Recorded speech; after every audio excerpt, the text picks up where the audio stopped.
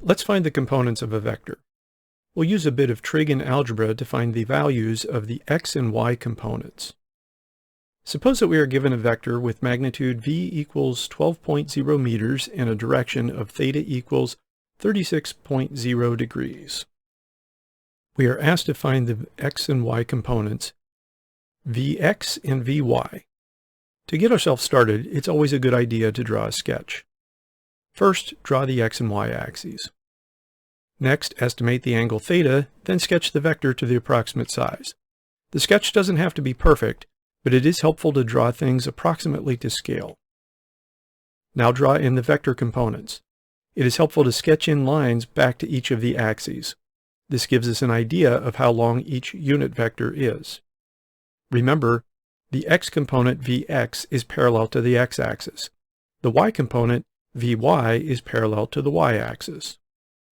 In order to determine the components, you could memorize some new equations, but I like to go back to the trig functions I learned in geometry and pre-calculus.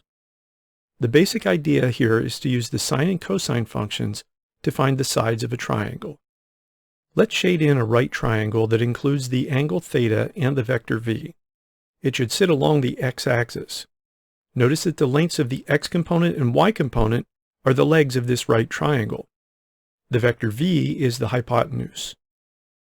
Now we look at the triangle and use the cosine function. Remember that the cosine function relates the adjacent side to the hypotenuse. This allows us to set up cosine theta equals vx over v.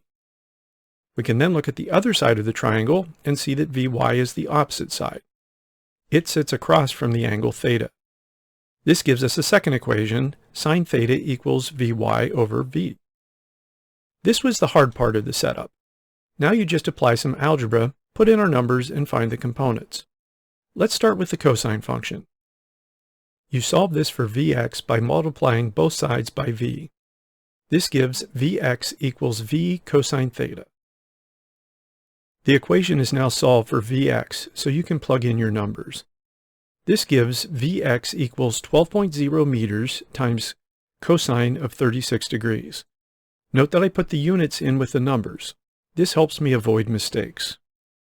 It is okay to only write 36 instead of 36.0 here to save some space. However, make sure to keep the 3 significant digits at the end. Now I go to a calculator and type this in. Of course, in the calculator, you only type in the numbers. Your result is Vx equals 9.71 meters. This is rounded to give us the proper number of significant digits. If this was a multi-part problem, you should keep a few extra to avoid rounding problems. If you are finding this helpful, please subscribe. I have lots of videos on my channel to help you through your physics classes. You now solve for the y component using a similar procedure. Starting with the sine equation, you multiply each side by v to get vy equals v sine theta. Put in your numbers and units to get vy equals 12.0 meters times sine of 36 degrees. Enter this into your calculator and find that vy equals 7.05 meters. You're now ready to find components for other vectors. Good luck.